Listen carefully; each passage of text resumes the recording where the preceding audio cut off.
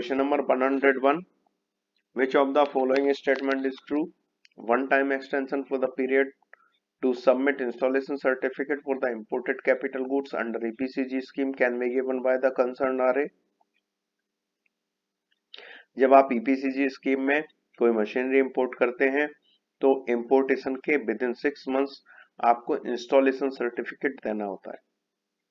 वो installation certificate produce करने के लिए आपके पास 6 मंथ्स का टाइम है। अगर आप उस टाइम पीरियड में नहीं सबमिट कर पाए तो आपको रीजनल अथॉरिटी आरए से एक्सटेंशन लेना होता है। वो एक्सटेंशन आपको मिलता है 12 मंथ्स का। ऑप्शंस देखते हैं।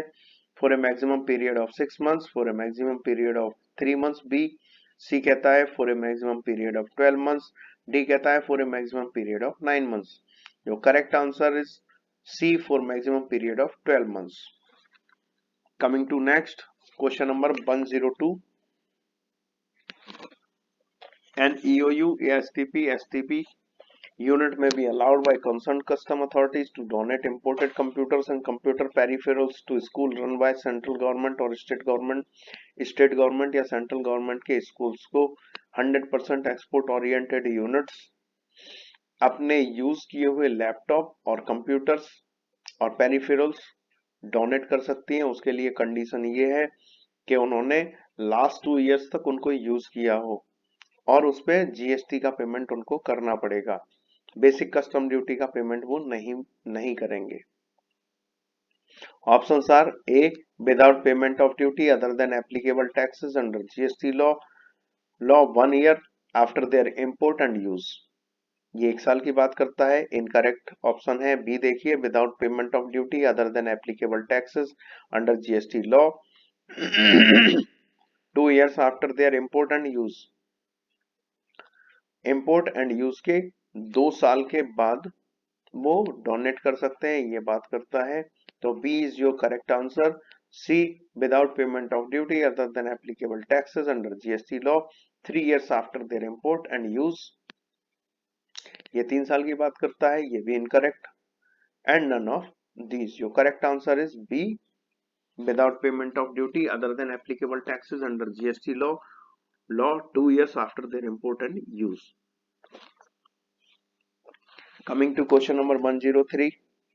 What is the limit of penalty that can be imposed on the authorized carrier who contravenes any provision of Sea Cargo Manifest and Transshipment Regulations 2018? SCMTR में जो पेनल्टी लगेगी, कितने तक पेनल्टी लगाई जा सकती है? And as per SCMTR that is up to 50,000 rupees. Options are A 25,000, B 50,000, C 1 lakh, D 2 lakh. Your correct answer is B 50,000. Coming to next question number 104. Before which authority an appeal can be filed by a person aggrieved by any decision or order passed under Sea Cargo Manifest and Transshipment Regulations 2018? SCMTR में अगर कोई order pass हुआ है उसके against में aggrieved person, व्यथित person कहाँ जा सकता है अपील के लिए? तो SCMTR कहता है कि वो जो भी व्यक्ति होगा जो इससे व्यथित होगा ऑर्डर से जो SCMTR में इशू हुआ है, वो जा सकता है सी स्टेट में अपीलेट अथॉरिटी में। तो custom excise and service tax appellate tribunal is your correct answer. B commissioner appeal, C chief commissioner of custom, D none of these. Your correct answer is A custom excise and service tax appellate tribunal. Coming to question number 105. After how much period the interest shall be payable on amount of duty payable at the time of clearance of goods from warehouse? warehouse से जब माल clear होगा तब कितने दिनों के बाद उस माल पे इंटरेस्ट लगना शुरू हो जाएगा? तो ये जो इंटरेस्ट फ्री जो टाइम मिलता है आपको वेयरहाउस के केस में 90 डेज का टाइम आपको मिलता है। तो options are beyond a period of 30 days from the date of deposit in warehouse, B beyond a period of 90 days from the date of deposit in warehouse, C beyond a period of 180 days from the date of deposit in warehouse, D beyond a period of 365 days from the date of deposit in warehouse. Option C, beyond a period of 180 days. Option B, beyond a period of 90 days from the date of deposit in warehouse is your correct answer. Coming to question number 106. When can the warehousing bond be cancelled? Warehousing bond कब cancel हो सकता है, कब किया जाएगा?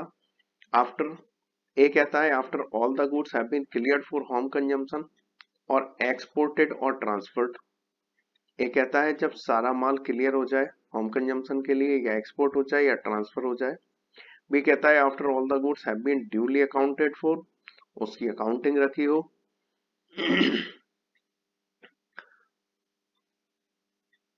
उसका total हिसाब किताब हो जाए। C after all amounts due on account of such goods have been paid, जब जितने भी ड्यूज हैं सबका पेमेंट हो जाए। D all of these.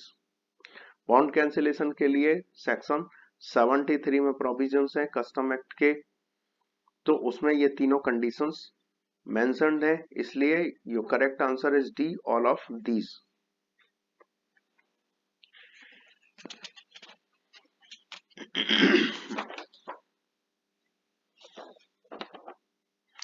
Coming to question number 107.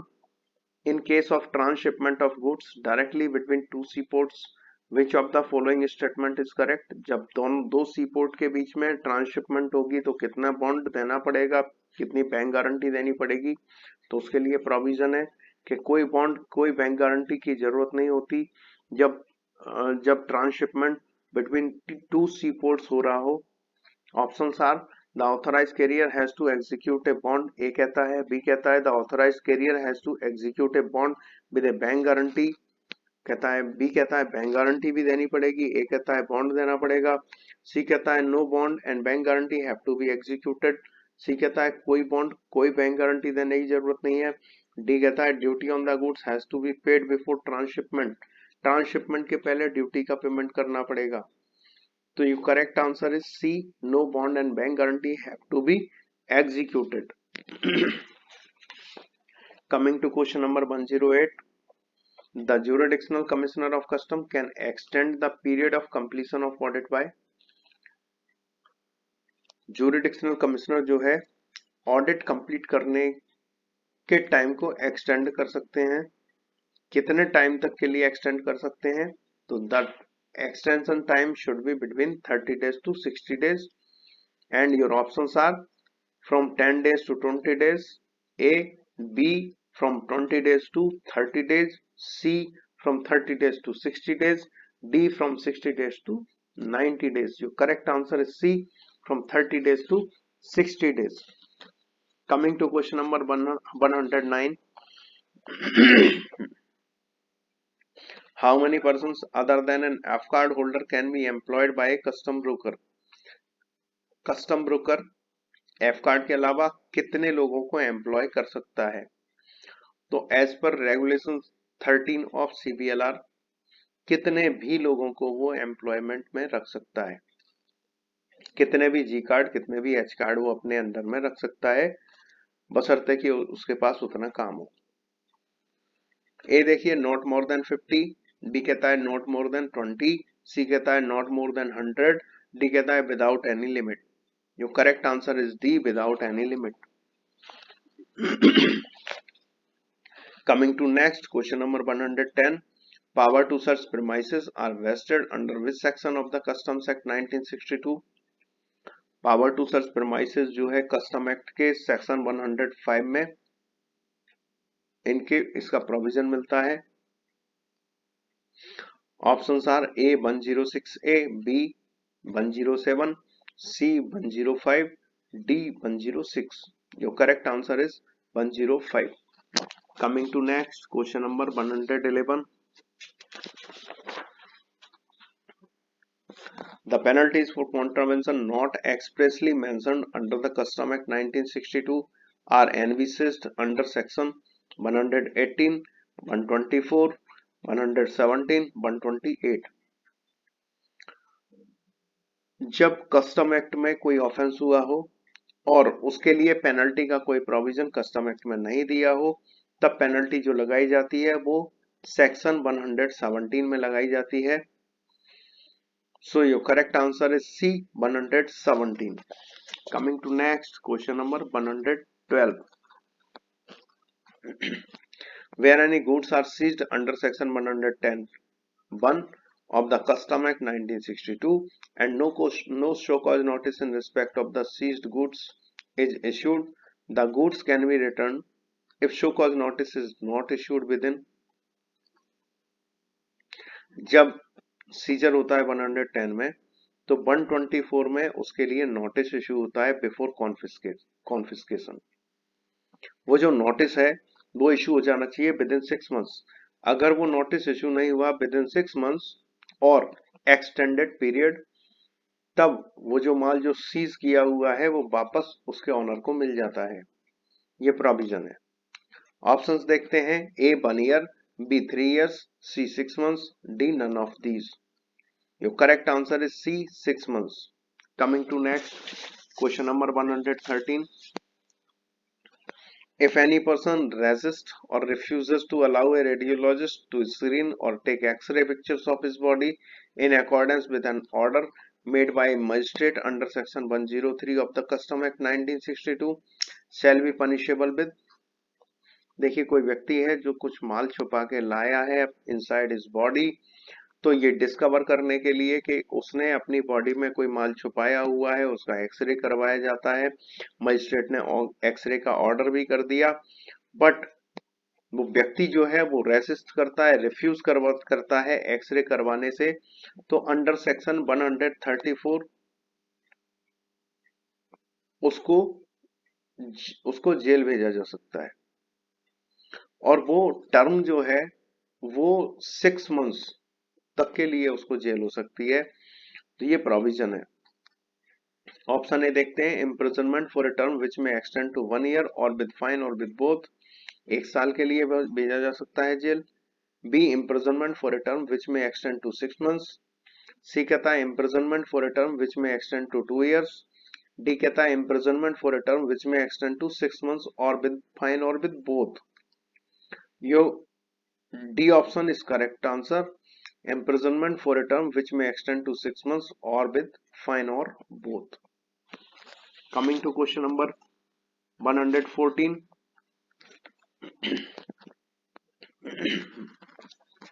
A person shall be punishable with imprisonment for a term which may extend to 7 years and with fine in case of an offense related to।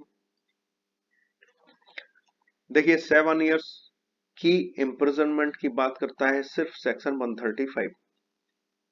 तो 135 में 7 year की imprisonment किन cases में हो सकती है वो case discuss किए हैं ऑप्शंस में। ए कहता है any goods the market price of which exceed ₹1 crore, कोई भी माल जिसका मार्केट प्राइस, मार्केट वैल्यू जिसकी 1 करोड़ रुपए से ज्यादा हो। द एवेजन और attempted evasion of duty exceeding ₹50 lakh, evasion किया हो 50 लाख रुपीज का या अटेम्प्ट किया हो। सी कहता है such categories of prohibited goods as the central government may by notification in the official gazette specify, उस तरह की उस कैटेगरी के प्रोहिबिटेड माल जो सेंट्रल गवर्नमेंट स्पेसिफाई कर दे नोटिफिकेशन इश्यू करके। या डी कहता है ऑल ऑफ दीज। सेक्शन 135 में ये सारी की सारी कंडीशंस इंक्लूडेड है, इसलिए your correct answer is D, all of these. Coming to question number 115, which of the following under section 135 of the Customs Act 1962 without prejudice to any action may be taken under this act is correct। 135 के अनुसार इनमें से कौन सा सही है। ये देखिए, in relation to any goods concerned in mis declaration of value or evasion of any duty chargeable thereon, miss declaration किया हो वैल्यू का या ड्यूटी का एवेजन किया हो। बी कहता है fraudulently avails of or attempt to avail of drawback, fraudulently drawback avail करने की कोशिश हुई हो या अवेल किया हो। सी कहता है attempts to export any goods which he knows or has reason to believe are liable to confiscation under section 113 of the customs act 1962। Export, उस माल को एक्सपोर्ट करने की कोशिश हुई हो जो कॉन्फिस्केबल हो अंडर सेक्शन 113। एंड डी कहता है ऑल ऑफ दिस। देखिए ये सारे के सारे ग्राउंड्स हैं जिन पे सेक्शन 135 इन्वोक किया जा सकता है। तो your correct answer is all of this, D. 116, which of the following officers are hereby empowered and required to assist officers of custom in execution of the Customs Act 1962? इनमें से कौन कौन से ऑफिसर्स को, कस्टम ऑफिसर्स को assist करना पड़ेगा custom act के इंप्लीमेंटेशन के लिए? A officers of central excise, CGST department, GST या excise. Officers of navy, navy के ऑफिसर्स भी असिस्ट करेंगे कस्टम ऑफिसर्स को। C officers of police, police officers. And D all of this. ये सभी ऑफिसर्स जो है कस्टम ऑफिसर्स को असिस्ट करेंगे in the execution of customs act 1962। Your correct answer is D all of this. Coming to next question number 117, an order, decision, summon, notice or any communication under the Custom Act 1962 may be served in which of the following modes? Service of notice, service of order, इनमें से किस तरह से किया जा सकता है? ये कहता है बाय रजिस्टर्ड और स्पीड पोस्ट और courier with acknowledgement due. Registered post कर दो, कुरियर कर दो जिसमें एक्नॉलेजमेंट ड्यू हो, रिसीविंग आए आपके पास। भी कहता है by sending it to the email address as provided by the person, या ईमेल पे भेज दो, जो उस व्यक्ति ने दिया है ईमेल आईडी उस पे भेज दोगे। सी कहता है by giving or tendering it directly to the addressee or his custom broker. C कहता है कि डायरेक्टली उस व्यक्ति को या उसके कस्टम ब्रोकर को बाय हैंड डिलीवर कर दो। एंड डी कहता है ऑल ऑफ दीज। इनमें से किस मोड में सर्विस होनी चाहिए? तो ये सारे मोड्स जो हैं सर्विस के एक्सेप्टेबल हैं, इसलिए आपका जो करेक्ट आंसर होगा D all of these. Coming to next question number 118, protection of action taken under the Customs Act 1962 for anything which is done or intended to be done in good faith by the central government or any officer of the government or local authority is granted under which section? देखिए कोई good faith में कोई भी custom officer कोई काम करता है तो उसको कस्टम एक्ट प्रोटेक्ट करता है। गुड फेथ में आपकी किसी ने सर्च ली तो वो 136 में कोई ऑप्शन ऑफेंस नहीं होगा, बट फेथ जो है वो गुड होनी चाहिए। तो गुड फेथ में कस्टम ऑफिसर्स कोई भी काम करेंगे उनको कस्टम एक्ट प्रोटेक्ट करता है under section 155 of custom act. Options are A 141, B 155, C 150, D none of these. Your correct answer is B 155। Coming to question number 119, under the provisions of section 127, I settlement commission can send a case back to proper officer. settlement commission case को वापस कब भेज सकता है? if it is of opinion that applicant has not cooperated in proceedings before it, अगर उसको विश्वास हो जाए या उसके मत में अगर एप्लीकेंट कॉपरेट ना कर रहा हो। B if applicant has not attended the hearing on given dates, अगर एप्लीकेंट ने गिवन डेट्स पे हियरिंग में प्रेजेंट नहीं हुआ है। C if it is revealed that applicant has not disclosed material facts of the case, अगर material facts of the case reveal नहीं किए हैं एप्लीकेंट ने। And D all of these. D कहता है ये सभी। As per customs act section 127I, the basis on which settlement commission can send a case back to proper officer is if in its opinion that applicant has not cooperated in proceedings before it. So your correct answer is A. Coming to next question number 120. Which of the following statement is not correct in respect of amendment of an import arrival manifest? import arrival manifest के लिए इन statements में से कौन सा statement सही नहीं है? A, amendment can only be done after adjudication, amendment जब भी किया जाएगा एडजुडिकेशन के बाद किया जाएगा। B, minor amendments can be done without adjudication, minor amendment बिना एडजुडिकेशन के किए जा सकते हैं। Major amendments involving fraudulent intention need to be adjudicated, major amendment जिनमें फ्रॉडुलेंट इंटेंशन हो उनको एडजुडिकेशन किया जाना आवश्यक है। एंड डी, मेजर अमेंडमेंट्स में involve substantial revenue implications, major amendments में सब्सटेंशियल रेवेन्यू इम्प्लीकेशंस हो सकती हैं।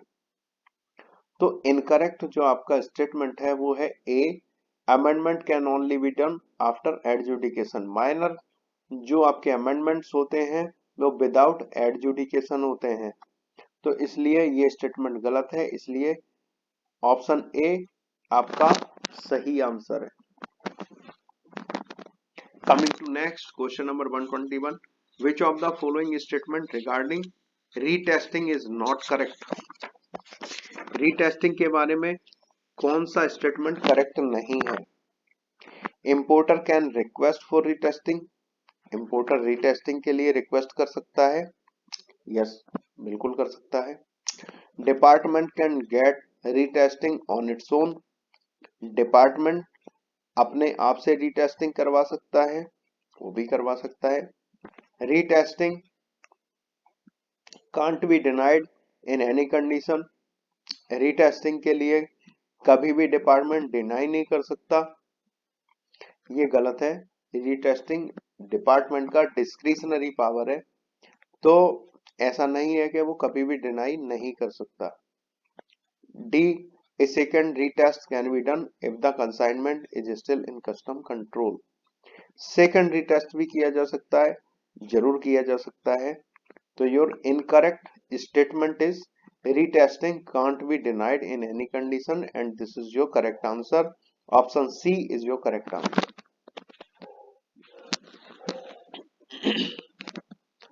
What is the correct in terms of provisional assessment? provisional assessment के संबंध में क्या correct है? The proper officer is required to estimate the duty to be levied.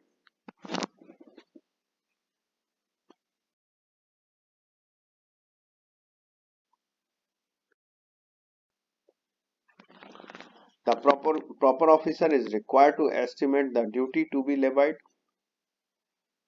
Proper officer estimate करेगा ड्यूटी जो लगनी है, बिल्कुल करता है, प्रॉपर ऑफिसर ही करता है।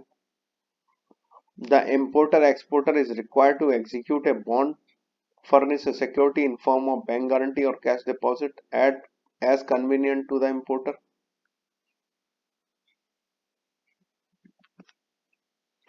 बी कहता है the importer exporter is required to execute a bond, तो इम्पोर्टर एक्सपोर्टर बॉन्ड भी एग्जीक्यूट करता है, ये भी करेक्ट स्टेटमेंट है। Furnish a security in form of bank guarantee or cash deposit as convenient to the importer, bank guarantee और security भी देता है, ये भी करेक्ट स्टेटमेंट है। And D, all of these, so answer D, all of these is your correct answer, option D. Coming to question number 123. If consequent to the final assessment any tax amount becomes payable by the taxpayer, then interest is calculated from which date? अगर provisional से final assessment हुआ और जब final assessment हुआ तो उसमें duty liability बढ़ गई, और उस बढ़ी हुई ड्यूटी लायबिलिटी पे इंटरेस्ट कब से देना पड़ेगा? Option A, the date of final assessment, जिस दिन फाइनल असेसमेंट हुआ उस डेट से। बी कहता है the first day of month of provisional assessment, जिस दिन प्रोविजनल असेसमेंट हुआ उस महीने की पहली तारीख से। सी कहता है from the first day after due date for tax payment.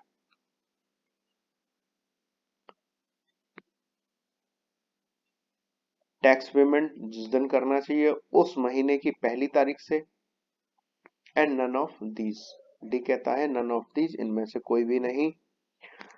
तो उसके लिए इंटरेस्ट के लिए जो प्रोविजन है वो है the first day of month of provisional assessment. Your option B is correct answer. Coming to question number 124, the charging section as per custom act 1962, आप सभी जानते हैं चार्जिंग सेक्शन जो कस्टम एक्ट में है वो सेक्शन 12 है। So A 12, B 46, C 50 and D none of these. Charging section A 12, A is your correct answer. Coming to question number 125, what happens if the importer does not clear the goods within 30 days which are freely importable? अगर माल freely importable है और importer within 30 days में माल का clearance नहीं करवाता है तब क्या होता है? तो देखिए 30 डेज में अगर माल का क्लियरेंस नहीं करवाता है तो उसका ऑक्शन होता है। ऑप्शंस देखते हैं। A the custodian may sell the goods with the permission of proper officer. B कहता है the customs may confiscate the goods. C कहता है the importer may auction the goods and D none of these. Custodian उसका auction करवाता है पर proper officer से permission लेके वो ऑक्शन करवाता है, इसलिए 125 का ए इज योर करेक्ट आंसर। 126 देखिए, whether an importer has to compulsorily take the services of a custom broker, क्या किसी इंपोर्टर को कस्टम ब्रोकर की सर्विसेज लेना कंपलसरी है? ए कहता है yes as per custom act. B कहता है yes as per the custom broker regulations. C कहता है no importer can self clear the consignment as well and D कहता है none of these. Self clearance importer exporter अपना करवा सकते हैं और सीवीएलआर में भी इसका प्रोविजन है, इसलिए option C no importer can self clear the consignment as well is your correct answer. Coming to question number 127, IC has to be obtained from. IC कौन इश्यू करेगा? ए कहता है डीजीएफटी, बी कहता है customs, C कहता है GST and D कहता है ऑल ऑफ दीज। आईसी जो इश्यू करता है वो डीजीएफटी करता है, ऑनलाइन प्रोसेस है, तो आपका करेक्ट आंसर जो है वो A DGFT. Coming to next, E Sanchit is, E Sanchit क्या है? Paperless processing of documents under SWIFT wherein supporting documents can be uploaded online. A कहता है ये पेपरलेस प्रोसेसिंग है जिसमें स्विफ्ट के अंतर्गत ऑनलाइन डॉक्यूमेंट्स अपलोड किए जा सकते हैं। बी कहता है ऑनलाइन असेसमेंट का प्रोसीजर ई संचित। सी कहता है uploading of manual assessment bill of entry in EDI, manually जो बिल ऑफ एंट्री का असेसमेंट हुआ है उनको ईडीआई में अपलोड करने की प्रक्रिया को ई संचित कहते हैं, या डी कहता है नन ऑफ दीज। सभी लोगों को पता है आपको कि ई संचित जो है वो पेपर्स अपलोड करने का तरीका है। अपलोड करने के लिए पोर्टल बना हुआ है, उसको उसका नाम है ई संचित। Your correct answer is A paperless processing of documents under Swift wherein supporting documents can be uploaded online. Coming to next question number 129, new pneumatic tires are classifiable under which of the following chapters? Pneumatic tyres जो है वो chapter 40 का item होता है, रबड़ का item है, chapter 40 में जाएगा। ऑप्शंस आर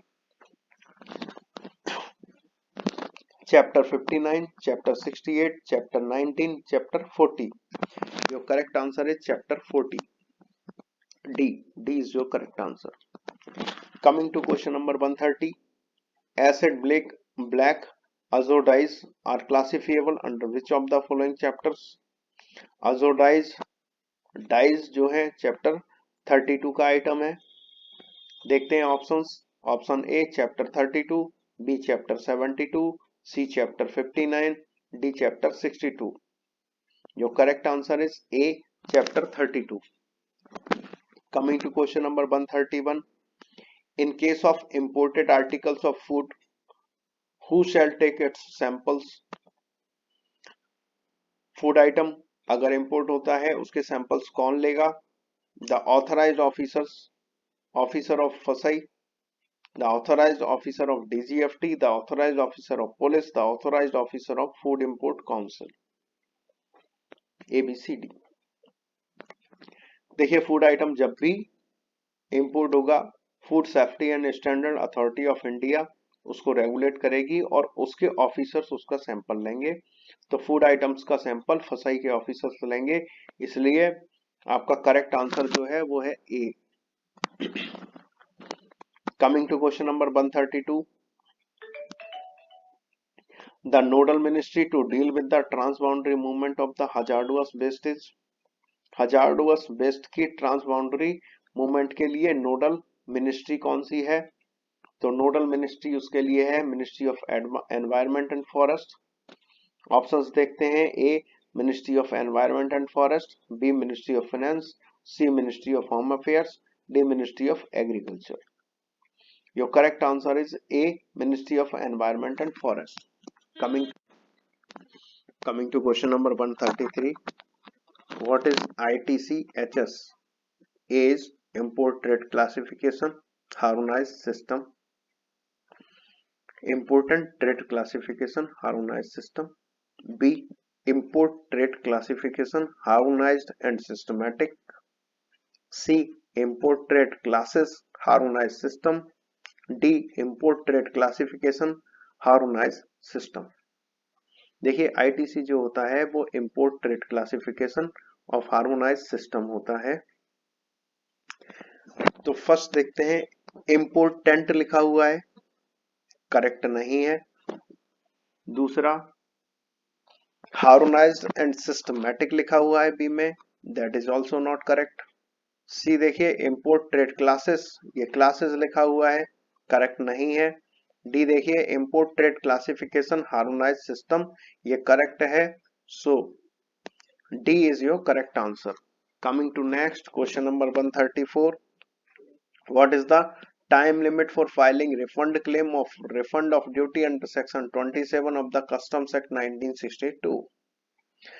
कस्टम एक्ट 1962 में रिफंड का क्लेम फाइल करने के लिए टाइम लिमिट क्या है? जो टाइम लिमिट है प्रिस्क्राइब्ड है सेक्शन 27 में, वो है 1 ईयर। देखते हैं options, A 1 month from the relevant date, B 3 months from the relevant date, C 6 months from the relevant date, D 1 year from the relevant date. Option D 1 year from the relevant date is your correct answer. Coming to next question number 135, if the exporter finds that the amount of drawback paid is less than what is due, then he is, अगर exporter को ये लगता है कि drawback जो उसको मिलना चाहिए था वो कम मिला है, उसके लिए क्या कोर्स ऑफ एक्शन होगा? A can only file a letter of protest, letter of protest file कर सकता है केवल। B can not claim the difference, difference के लिए क्लेम नहीं डाल सकता। सी में file a supplementary drawback claim, supplementary drawback claim C में डाल सकता है, ऑप्शन सी कहता है। एंड डी कहता है नन ऑफ दीज। अगर ड्रॉबैक कम मिला है तो आप सप्लीमेंट्री क्लेम ऑफ ड्रॉबैक डाल सकते हो, option C is your correct answer. Coming to question number 136, the value for personal carriage of gems and jewelry items by a person authorized by the SEZ unit for holding or participating in overseas exhibitions with the prior approval of the competent authority subject to conditions mentioned in the SEZ rules 2006 is, कोई व्यक्ति personally James and jewellery carry करता है, SEZ unit का authorise person है और वो किसी overseas exhibition में पार्टिसिपेशन के लिए जाता है, तो वो कितने मूल्य तक का माल सामग्री जेम्स एंड ज्वेलरी ले जा सकता है? एंड उसकी वैल्यू लिमिट जो है वो $2 मिलियन है। Option A not exceeding $1 million, option B कहता है not exceeding $2 million, option C कहता है not exceeding $4 million and option D कहता है नन ऑफ दीज।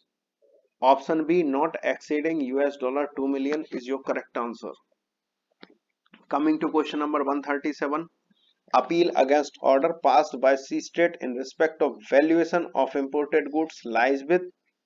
देखिए दो तरह के मैटर्स होते हैं अपील में जाने के लिए against order of CESTAT. वो डिफरेंशिएशन जो होता है वो question of law and question of fact के बेसिस पे होता है। क्वेश्चन ऑफ लॉ की अपील जो होगी वो हाई कोर्ट में होगी, क्वेश्चन ऑफ फैक्ट की जो अपील होगी वो सुप्रीम कोर्ट ऑफ इंडिया में होगी। Options are A supreme court of India, B high court, C JSRA and D central government. तो उसमें करेक्ट आंसर जो है आपका A supreme court of India. Coming to next question number 138, export data processing and monitoring system EDPMS for monitoring export of goods and software has been developed by। देखिए दो system है RBI ने develop किए हैं, IDPMS and EDPMS। IDPMS जो है वो import के लिए है, EDPMS जो है वो एक्सपोर्ट के लिए है। ये दोनों ही RBI ने डेवलप्ड किए हुए हैं सिस्टम। डायरेक्टली डेटा ट्रांसफर हो जाता है RBI के सिस्टम में फ्रॉम कस्टम्स सिस्टम। देखते हैं किसने डेवलप किया है, पूछता है क्वेश्चन। ए कहता है CBIC, बी कहता है RBI, सी कहता है DGFT, डी कहता है नन ऑफ दीज। तो correct answer is B RBI। Coming to next question number 139, uncleared article of food means an imported article of food, consignment for which delivery is not taken after the receipt of NOC from food authority फसई within a period of। uncleared of article food किसको बोलेंगे? जिस consignment को NOC मिल चुकी हो फसई से, उसके बावजूद कितने दिन तक क्लियरेंस ना हुआ हो। ए कहता है 15 डेज, बी कहता है 21 डेज, सी कहता है 30 डेज एंड डी कहता है 45 days. Your correct answer is C 30 days. 30 दिन तक अगर क्लियरेंस नहीं करवाई जाएगी, माल की डिलीवरी नहीं ली जाएगी फसई से क्लियरेंस के बावजूद, तब वो अनक्लियर्ड आर्टिकल ऑफ फूड हो जाएगा। Coming to next question number 140, after the recommendation of AEO program team, the AEO program manager shall inform the applicant seeking AEO tier 2 certificate, including the issue of certificate within a period of। देखिए एक बार AEO programme team की recommendation मिलने के बाद AEO programme manager जो है वो कितने दिनों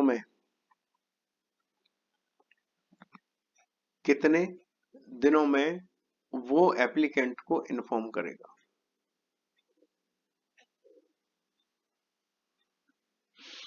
options are 15 days A, B 30 days, C 45 days and D 21 days. Your correct answer is B 30 days में। 30 डेज में वो इन्फॉर्म करेगा कि आपकी एप्लीकेशन का क्या हुआ। Coming to next question number 141, the expression any person used in section 135 of the Customs Act 1962 means any person जो कस्टम एक्ट में बोला गया है 135 में, उसका मतलब क्या हुआ? only one person, more than one person, both A and B and none of these। any person मतलब एक व्यक्ति भी हो सकता है और एक से अधिक व्यक्ति भी हो सकते हैं, इसलिए correct answer is C both A and B.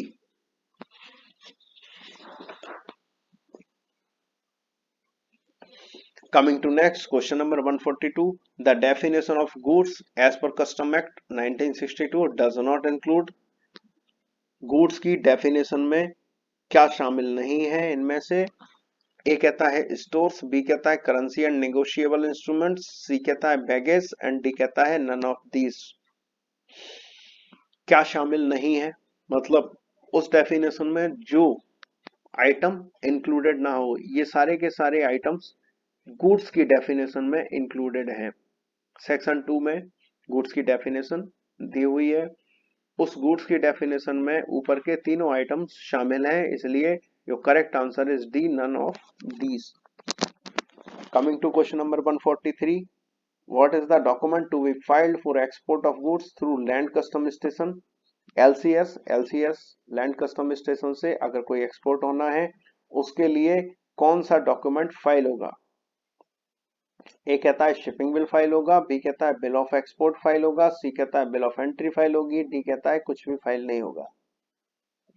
Your correct answer is B, bill of export file होगा। Coming to next question number 144, custom duty on export is paid on. Custom duty export के लिए custom duty किस value पे फाइल की जाती है? A CIF value, B CIF value plus 1% value, C FOB value, D none of these. Export के लिए हमेशा FOB वैल्यू देखते हैं, इंपोर्ट के लिए हमेशा CIF वैल्यू देखते हैं। जो correct answer is C, FOB value. Coming to next question number 145, which of the following animals is not specified to be livestock as per the Livestock Importation Act? Livestock Importation Act में किस animal को livestock नहीं माना गया है? A कहता है dog, B कहता है गॉट, सी कहता है पिजन, डी कहता है रैबिट। लाइवस्टॉक इंपोर्टेशन एक्ट में लाइवस्टॉक की डेफिनेशन में रैबिट शामिल नहीं है, तो इसलिए your correct answer is D, rabbit. Coming to next question number 146, the sub heading as per the custom tariff consist of digits. देखिए, chapter, then heading, then sub heading, then item. तो sub heading आपका HS code जो होता है वो 8 digits का होता है इन इंडिया, और फर्स्ट 2 डिजिट्स जो है वो उसका चैप्टर डिसाइड करते हैं, देन 4 डिजिट्स हेडिंग होती है और 6 डिजिट्स तक सब हेडिंग होती है। तो ये कहता है सब heading as per the custom tariff consist of, A कहता है 8 डिजिट्स, बी कहता है 7 डिजिट्स, सी कहता है 6 डिजिट्स एंड डी कहता है 4 digits. 6 digits is the correct answer. Coming to next question number 147, definition of assessment of goods as per Custom Act 1962 includes। Custom Act में assessment की definition में क्या क्या शामिल है? First, tariff classification, second, determination of duty and third, determination of value। देखिए, जो assessment की नई डेफिनेशन जो है कस्टम एक्ट में, उसमें ये तीनों चीजें ही शामिल है। सबसे पहले आप क्लासिफिकेशन देखोगे, क्लासिफिकेशन चेक होगा कि क्लासिफाइड सही हुआ है नहीं हुआ है, क्योंकि HS कोड अगर आपका गलत है तो आपकी ड्यूटी का परसेंटेज गलत होगा, मतलब असेसमेंट गलत हो गया। दूसरा, डिटर्मिनेशन ऑफ ड्यूटी, सब कुछ सही है तो ड्यूटी का डिटर्मिनेशन ठीक हुआ है, कैलकुलेशन ठीक है। And third, determination of value, value जब तक ठीक नहीं होगी परसेंटेज ठीक नहीं निकलेगा, इसलिए डिटर्मिनेशन ऑफ वैल्यू भी असेसमेंट का पार्ट है। तो ये तीनों ही आइटम्स असेसमेंट का पार्ट हैं और ये डेफिनेशन में दिया हुआ है। सेक्शन 2 में डेफिनेशन है असेसमेंट की, उसमें ये तीनों पॉइंट्स कवर करता है। ऑप्शंस देखते हैं, A only first, B first and second, C first second and third, D only third.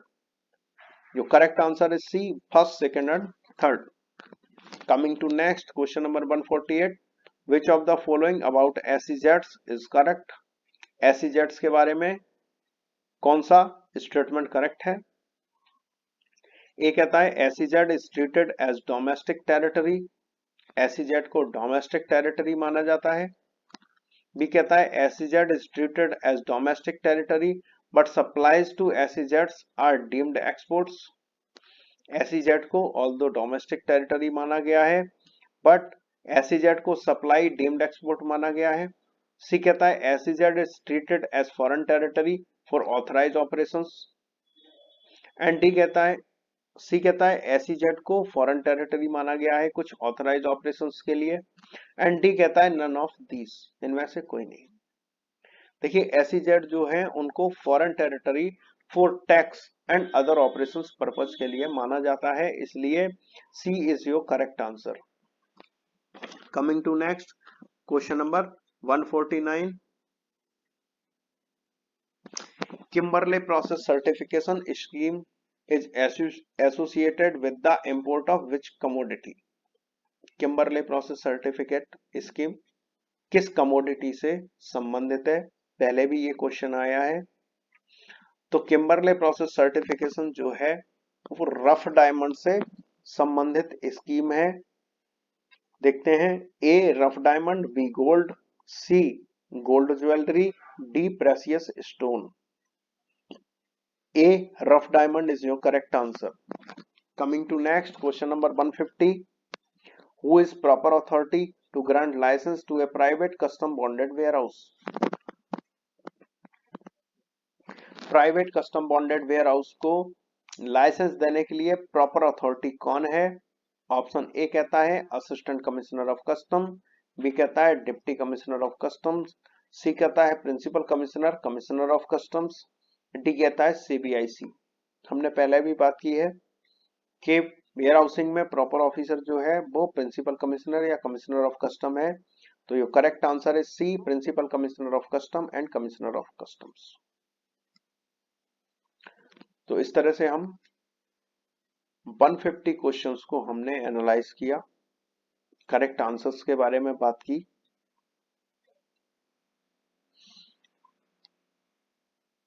आपको बहुत बहुत धन्यवाद, आपने समय दिया और आपने वीडियो को वॉच किया। Thank you very much. हमारे साथ बने रहिए और हमारे चैनल को लाइक एंड सब्सक्राइब कीजिए। Thank you.